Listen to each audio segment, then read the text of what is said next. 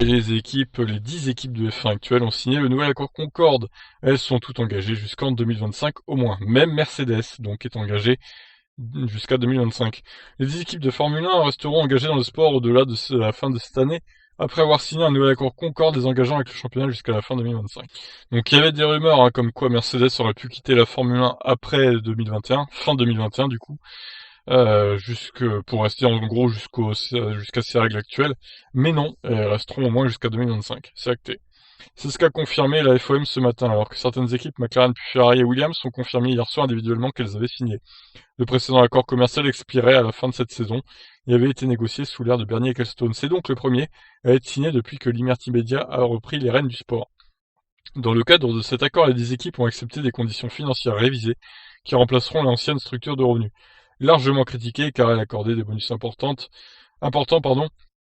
à certaines équipes notamment à Ferrari qui touchaient jusqu'à 80 millions de dollars par an pour sa seule présence dans le sport.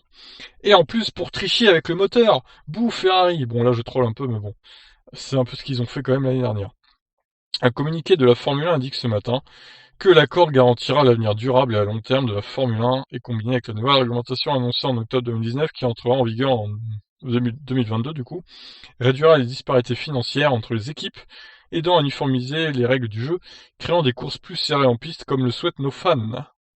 Ouais, alors ça, les courses plus serrées en piste, j'attends de voir quand même, parce que là, c'est vrai que le Grand Prix d'Espagne avec 3 voitures dans le tour, c'était un peu dur à voir quand même, hein. Avec cela, nous attirerons plus de fans dans notre sport au profit de chaque équipe et continuerons à augmenter la croissance mondiale de la Formule 1.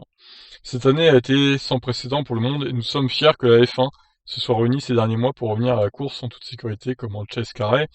Nous avons dit plus tôt que dans l'année qu'en raison de la nature fluide de la pandémie, l'accord Concorde prendrait plus de temps pour se finaliser et nous sommes heureux qu'en août nous ayons parvenu à un accord avec les 10 équipes sur le long terme sur l'avenir de notre sport. Tous nos fans veulent voir des courses plus disputées, de l'action roue contre roue, et que chaque équipe ait une chance de monter sur le podium.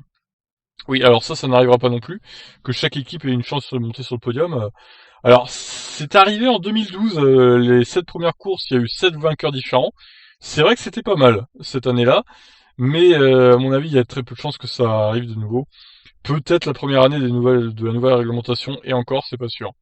Le nouvel accord Concorde, en conjonction avec le règlement pour 2022, mettra en place les fondations pour en faire une réalité et créer un environnement qui sera à la fois plus équitable financièrement et permettra en même temps de réduire les écarts en piste entre les équipes.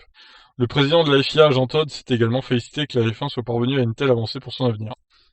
La conclusion des nouveaux accords Concorde entre la FIA, la Formule 1 et les 10 équipes actuelles assure un futur stable pour le championnat du monde de F1. Au fil de ses 70 ans d'histoire, la F1 s'est développée à une vitesse remarquable, repoussant les limites de la sécurité, de la technologie de la compétition et confirme aujourd'hui qu'un nouveau chapitre de son histoire va débuter. Le Français se félicite qu'un tel accord ait pu être validé alors que le monde traverse une crise sans précédent à cause du Covid-19. Lors des défis mondiaux auxquels le monde fait face, je suis fier que les actionnaires de la F1 aient travaillé ensemble pour les meilleurs intérêts du sport et des fans afin d'accepter d'aller vers une compétition plus durable et juste pour le pinacle du sport auto. Voilà, c'est un peu pompeux comme communiqué. On n'apprend vraiment rien de spécial, juste que les équipes vont signer jusqu'à 2025 et qu'il y a une répartition un peu plus égalitaire des revenus, mais sans rentrer dans les détails non plus. Malheureusement, c'est un peu dommage. Donc bon, à voir, peut-être qu'ils décortiqueront un peu tout ça dans les prochaines semaines. Voilà, sur ce, je vous laisse réagir. Qu'en pensez-vous? Ciao ciao.